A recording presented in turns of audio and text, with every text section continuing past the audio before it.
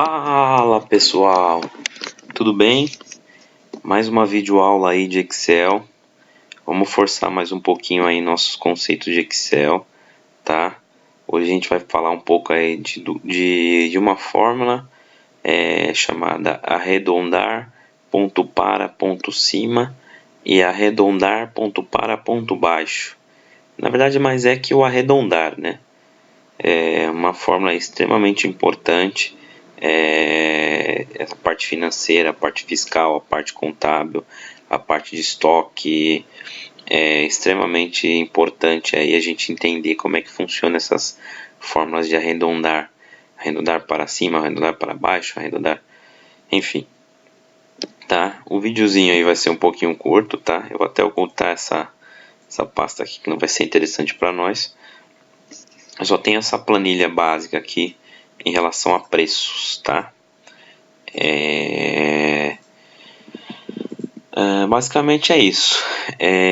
A princípio, pessoal, antes de mais nada aí, curte o nosso canal aí, compartilha nossos vídeos, indica pro amigo, pro vizinho, pro inimigo, para qualquer pessoa aí, para quem tá a fim de aprender Excel aí, a gente tenta ser o mais objetivo possível, mais claro possível, para a gente poder compartilhar aí conhecimento, né? Na verdade, é importante a gente conseguir compartilhar conhecimento, tá? Hoje aí no mercado de trabalho, Excel é fundamental, Excel é extremamente importante, pré-requisito básico aí, a gente tem um nível aí que seja intermediário, avançado de Excel para poder ter um diferencial aí na busca de um novo emprego, tá? É fundamental, tá joia? Então basicamente a aula vai ser curta hoje, você vai falar aí do conceito de arredondar para cima e para baixo, tá? Veja que eu tenho aqui a minha tabelinha de sempre aí com alguns produtos, uma tabelinha com código, produto, cor, eu tenho preço aqui também, tá? Então o que eu vou fazer? Meu intuito é o que? Eu arredondar essa quantidade de casas decimais.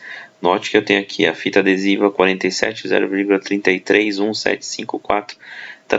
Isso não é interessante para a gente, tá? Para isso que tem a fórmula arredondar ponto para, ponto cima ou para baixo, tá? Veja o seguinte, eu vou começar aplicando a fórmula arredondar para baixo, então eu vou colocar aqui para baixo, tá? Então vamos lá, então ela fica na seguinte condição, igual arredondar ponto para ponto baixo, tá? Ponto e vírgula, tá? Então qual que é a célula que eu quero arredondar? É essa, tá? Aqui que vem o macete, quantos números eu quero arredondar para que após a vírgula, tá? Então, basicamente é o seguinte, quando eu seleciono o arredondar ponto para ponto baixo, na estrutura da fórmula, ele me pede quantas casas decimais após a vírgula eu quero. Eu posso colocar aqui 3, veja só o que vai acontecer, tá? Então, o que vai acontecer? O que ele fez aqui? Ele pegou 47 e considerou após a vírgula apenas 3 números, tá vendo? Então, o que ele fez? 47, 0,33. Eu consigo selecionar aqui o 2. Então, o que ele fez? Ele me mostrou o 47 e ele arredondou isso para cima ou acima imediato, né? Via de regra na matemática, quando a gente tem nessa situação aqui 47,033, na condição de 3, quando vamos supor que fosse 47, 0,37.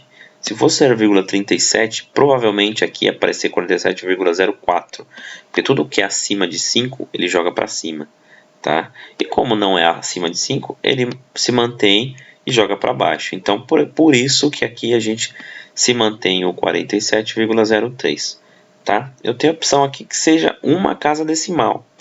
Então, o que ele vai acontecer? Ele vai expor apenas uma casa decimal. Como eu te falei, se o número subsequente ao que eu estou mencionando, que é uma casa, qual que seria o número? Seria o 0. Então, a casa subsequente é o 3. Como ela não é maior que 5, ele joga para baixo, tá? Então, fica 47,0, tá? Basicamente é isso. Além de tudo, como eu estou utilizando o arredondar ponto para ponto baixo, então a tendência mesmo é que ele jogue para baixo. É um dos fatores que a gente não pode esquecer. Como eu estou utilizando inicialmente arredondar ponto para ponto baixo, então ele está gerando esse tipo de resultado, tá? Eu vou arrastar aqui para vocês verem, tá? Tá vendo o que ele fez? Aqui eu considerei uma casa após, assim como eu fiz em cima, repliquei para de baixo. O que ele fez? Ele fez 45,8. 45,8. Se eu alterar aqui para duas casas decimais, vamos ver o que acontece. 45,89, tá? Então, note que quando eu coloco 1, vamos prestar bem atenção em relação a isso. Quando eu coloco uma casa, note que ele coloca 45,8. Ou seja, ele joga para baixo, que de fato é o objetivo da fórmula arredondar ponto para ponto baixo, tá? Então, se eu replicar aqui tudo para todos os produtos, o que vai acontecer? Nesta condição, ele vai jogar em função da quantidade de casas decimais, a casa subsequente ele vai jogar para baixo, tá? Então, vamos lá, só reforçando. Eu considero uma célula que tem um valor fracionado. Se eu utilizo a fórmula arredondar ponto para ponto baixo, em função da minha casa decimal que eu aplicar aqui, a subsequente ele vai arredondar para baixo, tá? Se eu colocasse 0 aqui, veja o que vai acontecer. Opa! Eu venho aqui, coloco 0. Ele mantém o 47. Provavelmente a de baixo vai ficar como 45, tá? Ou seja, ele não subiu, ele abaixou. Olha que interessante agora. Se eu alterar essa fórmula para cima, aí a situação muda, tá? Então, ok, automaticamente ele já pulou de 47 que ele estava, ele já pulou para 48. Desculpa, se a gente executar aqui de novo, ó, para cima. Então, em função da minha casa decimal que eu defini, a subsequente ele vai jogar para cima. Tá vendo? Então, como aqui eu selecionei 0 e eu tenho um 47 fracionado, 47,033, ele joga para cima. Se eu replicar aqui para os outros, note que o de baixo vai ser 46, o outro vai ser 45, esse aqui vai ser 44, então ele tem aquela condição inversa.